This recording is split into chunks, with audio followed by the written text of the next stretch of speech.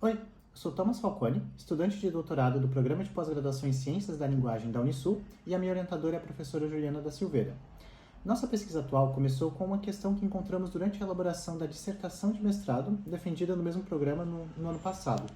Na época, ao pesquisar o jornalismo televisivo, percebemos uma tendência de deslocamentos de formatos, numa perspectiva da comunicação, e de sentidos sobre o discurso jornalístico, numa perspectiva discursiva.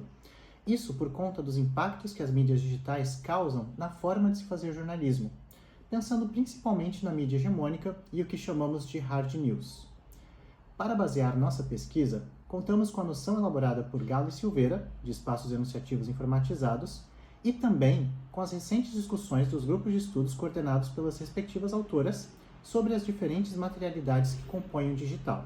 A partir dessas reflexões, podemos começar a perceber a forma de organização dos espaços que comportam conteúdos jornalísticos online em um batimento com a memória sobre o que é jornalismo, a partir da sobredeterminação estrutural dessas plataformas na prática do jornalismo.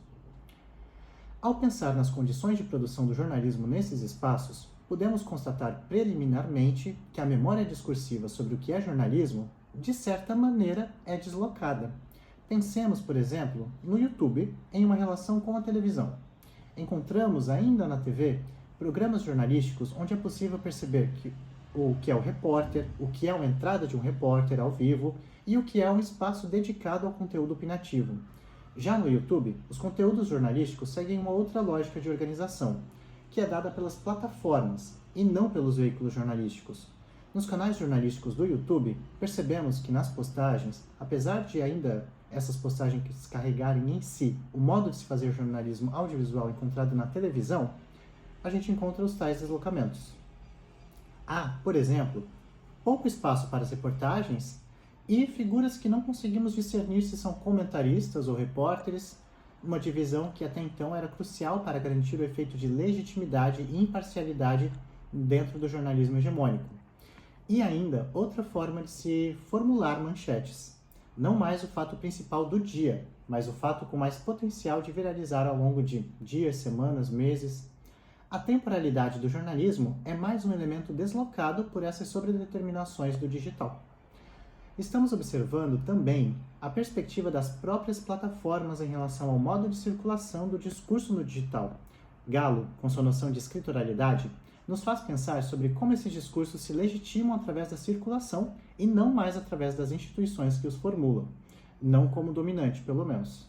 No caso do jornalismo, em um primeiro momento, podemos afirmar que o que é mais legitimado é o que mais circula a partir da determinação das Big Techs, e não mais o que é formulado por grandes veículos de comunicação que, até pouco tempo, exerciam sua hegemonia para ditar o que é ou não notícia. Para podermos compreender de que maneira essa memória do jornalismo entra em contradição com outras tantas memórias de outras tantas formações discursivas que surgem como dominantes nas tais mídias digitais, lançamos mão ainda das observações de Pequeno sobre um terceiro tipo de esquecimento, técnico, que compõe a materialidade discursiva. Pensar de que maneira a algoritmização própria das plataformas digitais, como o YouTube, afeta a constituição do arquivo jornalístico no digital é, daqui em diante, o foco do nosso estudo que está em andamento.